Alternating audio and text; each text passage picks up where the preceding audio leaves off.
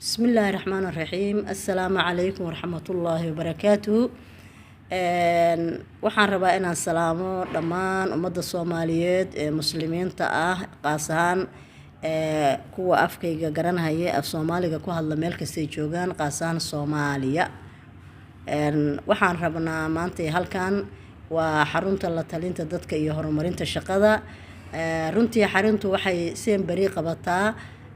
waxyaalaha la leeyahay waxyaalaha ka dhiman dalka la yiraahdo loo yaqaan dhuudhuujinta dal burburay waxyaalo badan baa ka qaldami kara dhaqanka ka qaldami kara waxa ka maamulka ka qaldami kara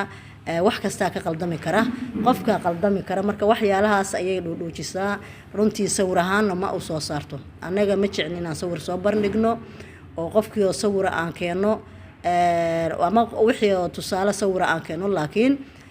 afkaan ka hadalnaa afkaana dadka waxa uga tusaaleynaa ma rabna inaan qofkan soo qaadanayno waxaan soo qaadanay dalka aan soo qaadanay intaba inaan keeno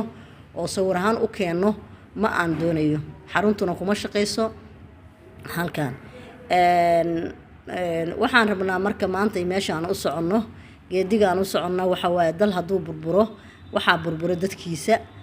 waxa burburo dhaqaalihiisa waxa burburo dhammaan noloshiisa dhan baa burburta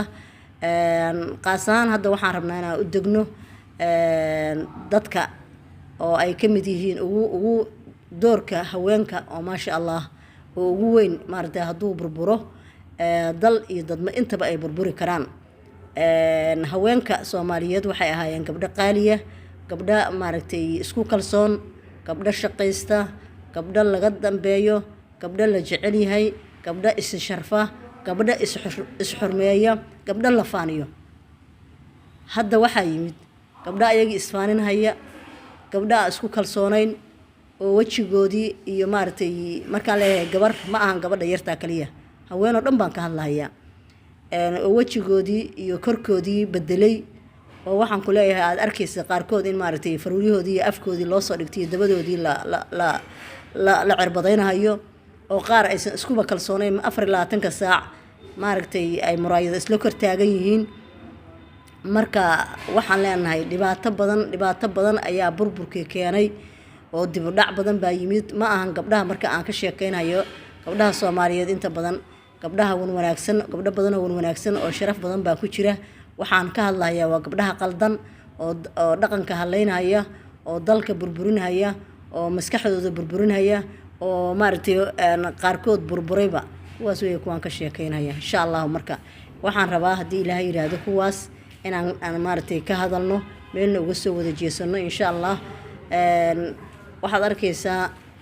gabar isku maartay hadii la ku raahay 24 saac muraayad isku haysa Ilaahay qurux siiyay haybadna Ilaahay siiyay 24 saac muraayad isku hayso muraayad isku fiirinaysa nayar muraayada soo galisa markay tiraahdo wajigayga daqar meel ku leh waxaasay daldalaysa macnaha kalsooni la'aan ayaa keentay in jirkeedii wax daran mariso korkeedii maartay ay maalintaas oo dhan isku mashquul isku tahay awl waxa la arki jiray gabadhaha Soomaaliyeed inaysan xataa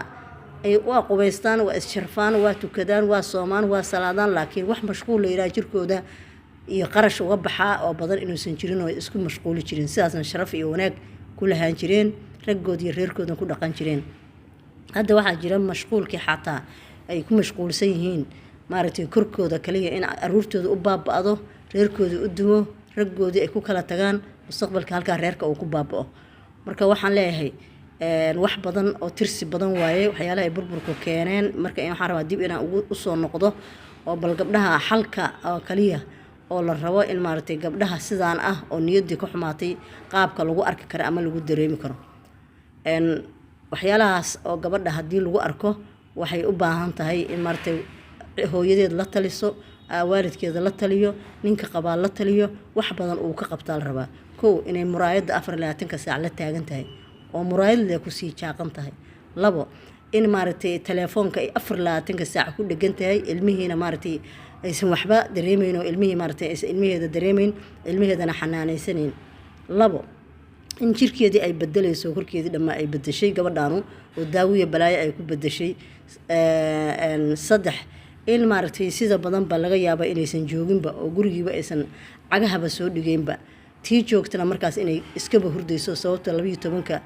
ay soo jeedaa 12 habeenkii bay soo jeedaa marka tii joogtana waaba iska hurdaysaa tii kalena waa maqan tahay waa calaamadahaas ayay ka mid tahay